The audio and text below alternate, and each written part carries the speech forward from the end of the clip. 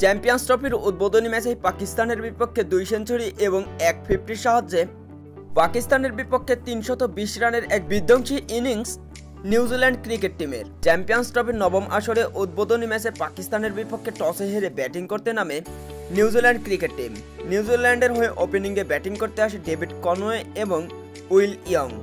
শুরু থেকেই অবশ্য বিধ্বংসী রূপে ব্যাটিং করতে থাকে উইল ইয়ং। প্রথম 56 বলে 50, এরপরে 107 বলে বিধ্বংসী সেঞ্চুরি, যেখানে হাঁকিয়েছেন একটি ছক্কা এবং 11টি চার। শেষ পর্যন্ত 113 বলে 107 রান করে নাসিম শাহের বলে ফাহিম আশরাফের কাছে ক্যাচ আউটে প্যাভিলিয়নে ফেরেন উইল ইয়ং। এরপরে টম লাথামের আরও বিধ্বংসী রূপে ব্যাটিং। টম লাথামের মাত্র 95 বলে সেঞ্চুরি, যেখানে ছিল 2টি ছক্কা এবং 9টি চার।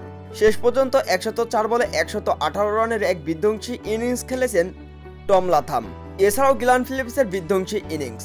মাত্র 39 বলে 61 রানের এক অবিশ্বাস্য ইনিংস খেলেন গ্লেন ফিলিপস। টি-20 মেজাজে এই দিন ব্যাটিং করতে থাকে প্রথম থেকেই গ্লেন ফিলিপস।